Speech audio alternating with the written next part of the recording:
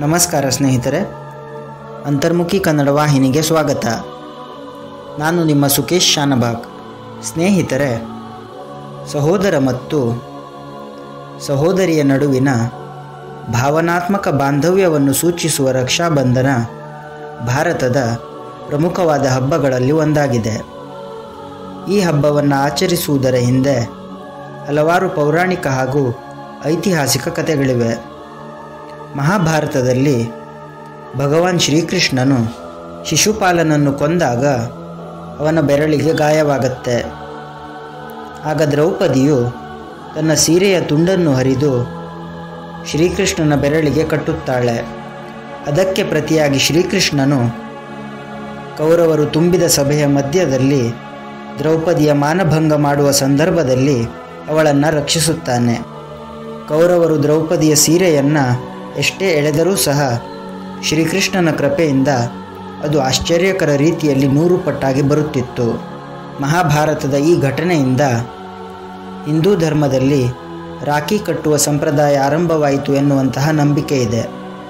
ಇದರ ಜೊತೆಗೆ ಮೃತ್ಯುದೇವನಾದ ಯಮರಾಜ ಮತ್ತು ಅವನ ಸಹೋದರಿಯಾದ ಯಮುನೆಯ ಕಥೆಯೂ ಸಹ ಪ್ರಸಿದ್ಧವಾಗಿದೆ.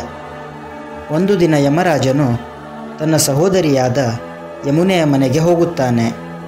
ಆಗ ಯಮುನಾದೇವಿ ಅವನಿಗೆ ರಾಖಿ ಕಟ್ಟಿ ಅವನ ದೀರ್ಘ ಆಯುಷ್ಯವನ್ನು ಬಯಸುತ್ತಾಳೆ.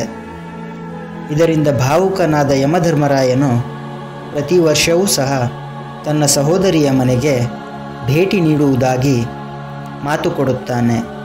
ಈ ಕಥೆಯಿಂದ ಸಹೋದರ ಸಹೋದರಿಯ ಬಾಂಧವ್ಯದ ಶ್ರೇಷ್ಠತೆಯನ್ನು ಮನಗಂಡು ರಕ್ಷಾಬಂಧನದ ಆಚರಣೆ ಆರಂಭವಾಯಿತು ಎನ್ನುವಂತಹ ನಂಬಿಕೆ ಇದೆ.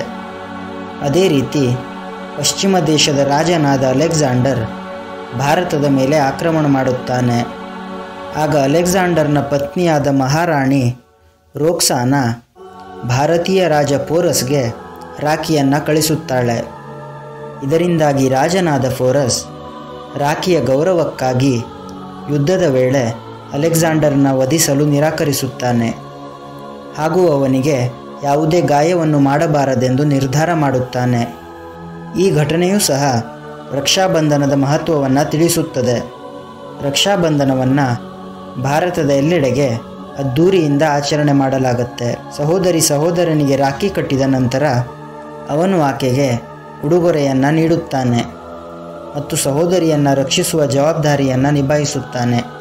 ಇತ್ತೀಚಿನ ದಿನಗಳಲ್ಲಿ ರಾಖಿಯ ಅರ್ಥವು ಸಹೋದರ ಸಹೋದರಿಯರು ಎನ್ನುವ ಮಿತಿ ಇಲ್ಲದೆ ಮಹಿಳೆಯರು ತಮ್ಮ ಆಪ್ತ ಸ್ನೇಹಿತರಿಗೆ, ಧಾರ್ಮಿಕ ಗುರುಗಳಿಗೆ, ಯೋಧರಿಗೆ ಹಾಗೂ ಅವರನ್ನು ರಕ್ಷಿಸುವ ಪ್ರತಿ ವ್ಯಕ್ತಿಗೆ ರಾಖಿ ಕಟ್ಟುವ ಸಂಪ್ರದಾಯ ರೂಪುಗೊಂಡಿದೆ ಹಾಗೂ ಇದು ಬಾಂಧವ್ಯವನ್ನು ಬಲಪಡಿಸುವಂತಹ ದಿನವಾಗಿದೆ.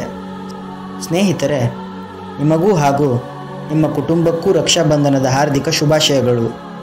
ಇದೇ ರೀತಿಯ ಮತ್ತಷ್ಟು ವಿಷಯಗಳನ್ನು ತಿಳಿಯಲು ದಯವಿಟ್ಟು ನಮ್ಮ ಚಾನೆಲನ್ನು ಸಬ್ಸ್ಕ್ರೈಬ್ ಮಾಡಿ. ಮುಂದಿನ ವಿಡಿಯೋದಲ್ಲಿ ಸಿಗೋಣ. ಅಲ್ಲಿವರೆಗೂ ಟೇಕ್ ಕೇರ್. ಧನ್ಯವಾದಗಳು ಸ್ನೇಹಿತರೆ.